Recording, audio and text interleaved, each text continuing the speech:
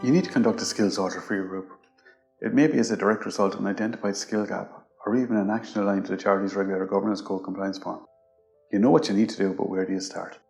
If you stick with me here for the next couple of minutes, I will not only talk you through the process we use here at Tipperary Volunteer Centre, but also provide you with a toolkit to assist you complete the process for your own group. It'll be time well spent.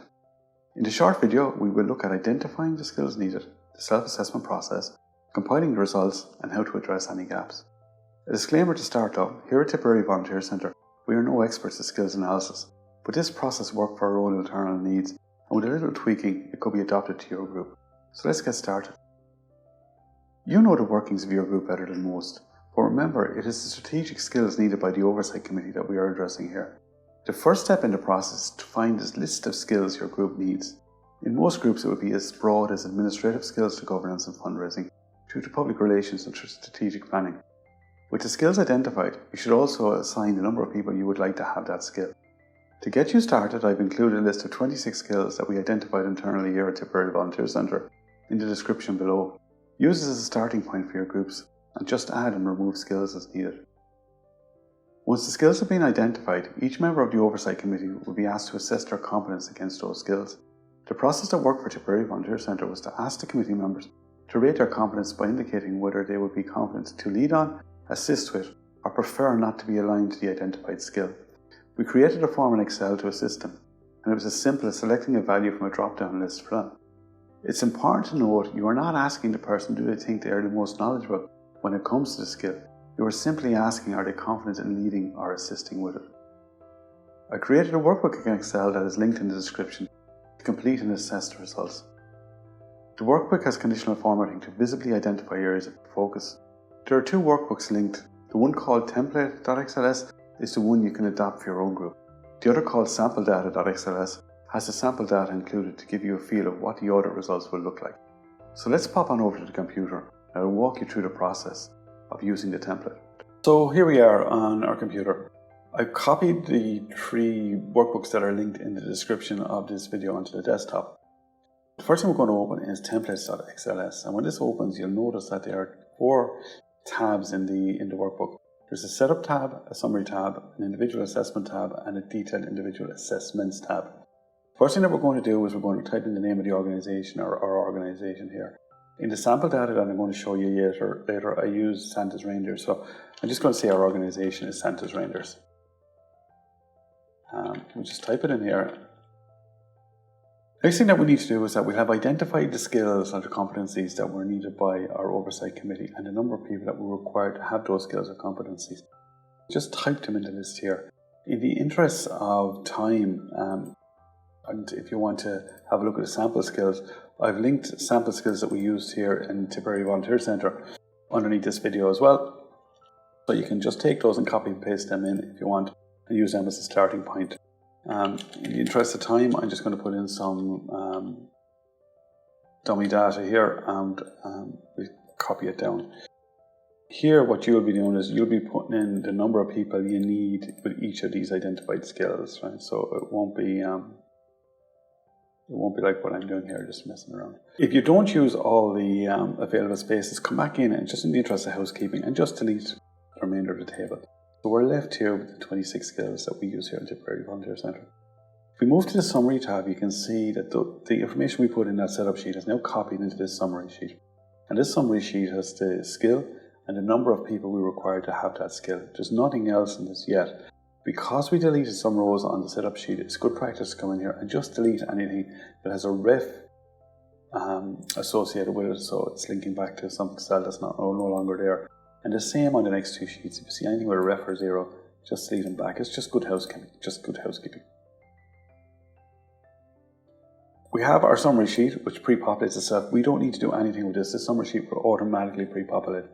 What we try and do now is how do we get the individual board members or individual committee members details or self-assessment into this sheet. So we go into the individual assessment form and we need to send the person that we want to do the self-assessment this form, and the easiest way to do that is to right mouse click down here, click move or copy, make sure create a copy is checked, and to book click the new book. This will automatically make a copy of this worksheet in a new workbook. we'll just send this then, save this down and email it to the people that you want to complete the skills audit for yourself. All they'll need to do is come in and click in these boxes here at competency level, and then using the legend above, say whether they want to have competency to lead, assist, or maybe it's not their area. In the interest of speed, I'm just going to quickly fill this out. I'll be back in 1 second. Right. So this is, we said Dancer has gone off and he's filled out his form, and they've returned it to us. He's returned it to us, right? So this gets emailed back to whoever sent the form out, yourself in this case. All you do is copy the results of the competency level. Right mouse click, highlight, right mouse click and copy, and come back into the third tab here on our sheet. And on the third tab, go up to the top, right mouse click and paste the values. It's as simple as that. And you repeat that process for every single, so we change this to Dancer, and you repeat that process for every single form you get back. If you don't need to use these 15 spaces and you only have 9 directors, just go on housekeeping again, just delete it back. And if we come back in and have a look at our summary sheet, you can actually see it's beginning to start color coding for us. And that's how you get individual self-assessments into your spreadsheet. So what I'm going to do now is I'm just going to open up the sample data one, just give you a look at it. And this is what it looks like with sample data in. So if, as in our case, the 8 rangers went off and they filled out their self-assessments, they've come back, we click on the summary tab, and here's what we have. So we can see that we have 6 people here who identified that they could assist with finance and banking.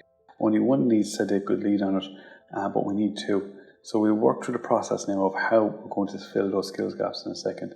The same for HR, if it's red, we wanted 2 people, we don't seem to have anyone. Same with legal, but we do have 3 people said that they could assist, and social media, etc. So that's how you get individual skills assessments, to have a look at a picture of your organisation and to see what skills you need to focus on.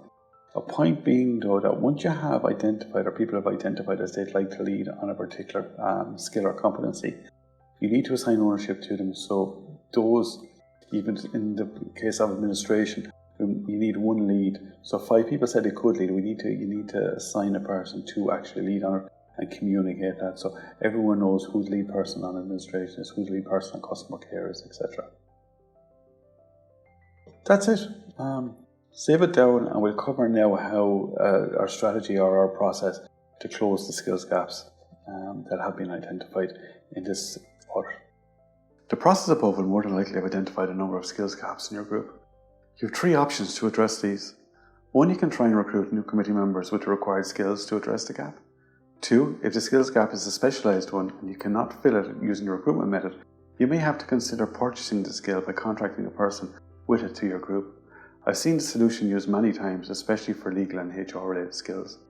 The third option, and the one I prefer, is to upskill an existing member who has identified they would have the confidence to assist with the skill under skills audit. If this approach is possible, the value in adopting it should not be underestimated. By using it, you're providing an opportunity to an existing group member to learn and use new skills. Your group will benefit from their experience and knowledge they already have in other roles within your organisation, and you should have a better chance of recruiting a person to backfill your recently upskilled member than looking for a person with specific or niche skill set.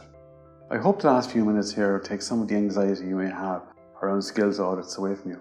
If you like our content, please subscribe to our YouTube channel by clicking the link below. Take care.